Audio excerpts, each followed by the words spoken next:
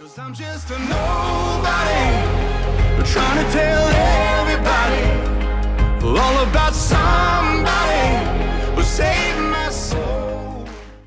It's such a good feeling to know you're alive. It's such a happy feeling. You're growing inside, and when you wake up ready to say, I think I'll make a snappy new day. It's such a good feeling, a very good feeling, the feeling you know that we're friends. Good morning, guys, and happy Monday. I hope you're getting ready for your week of homeschool, quarantine style. I know you're probably getting tired of it and you're ready to be back at school. We're certainly missing you, and we certainly wish we were together, but I'm glad you're watching this morning. So we want to talk about loving one another as Jesus loves us, which is a big challenge that Jesus puts forth for us. And in a time like this with a quarantine, it's probably becoming a little extra difficult. I know that your siblings and your parents might be getting on your nerves a little bit, and quite honestly, I bet you're getting on their nerves a little bit. But loving one another as Jesus loves us includes patience. It's a big one. Patience, understanding, and it's okay to give each other the space they need when they ask for it. So we see in John's gospel, Jesus tells us, "This is my commandment, love one another as I love you." And you guys, that is a big challenge, to love one another as Jesus loves us. I know I don't love anyone that perfectly, and I can bet that you probably don't either, but it's a challenge that he puts out for us. So what we're asking this week is, how are you showing Jesus' love to someone in your life? Is it patience? Is it understanding? Is it reaching out to somebody who's alone at home and FaceTiming them? Let us know. If you're on Facebook, put it in the comments. And if you're on Instagram, you can absolutely tag us in something. Let us see what you're doing. For example, Susan's neighbor is being a little silly and joyful, and look here, they put a giant inflatable Olaf in their front yard just to spread a little joy.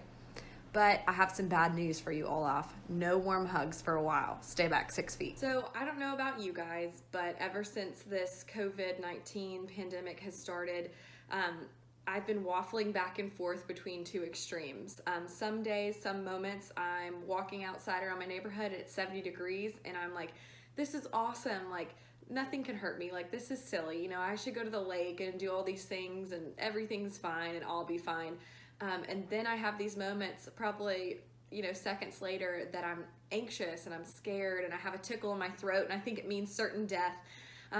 So I think a lot of people are going back and forth between these two extremes. But something that's really been helping me, which I think will help you in these moments of anxiety, these moments of uncertainty, these moments of not really trusting that we're going to be okay and it's all in God's hands, is looking to the helpers in the world. And I think the person to explain it the best is one of my favorite childhood role models, Mr. Rogers. Let's take a look. My mother used to say, a long time ago, whenever there would be any really catastrophe that was in the movies or on the air, she would say, always look for the helpers.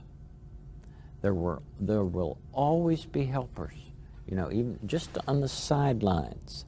That's why I think that if news programs could make a conscious effort of showing rescue teams, of showing medical people, anybody who is coming into a place where there's a tragedy, to be sure that they include that.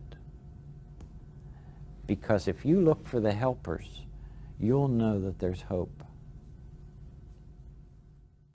So guys, what we're asking you to do this week is to be one of those helpers. We're challenging you to show Jesus' love to those around you. So that can look like putting an Olaf in your yard. It can look like calling somebody who's quarantined alone at home. It can look like being a little kinder to your parents. Let us know what you're going to do. Like I said, put it in the comments or tag us on Instagram. And you guys, we miss you so much. Stay safe. We'll see you next week. You can always help to make each day a special day by just your being yourself You grow in your own way. Everyone does. That's one reason each one of us is different and special, and people can like us exactly as we are.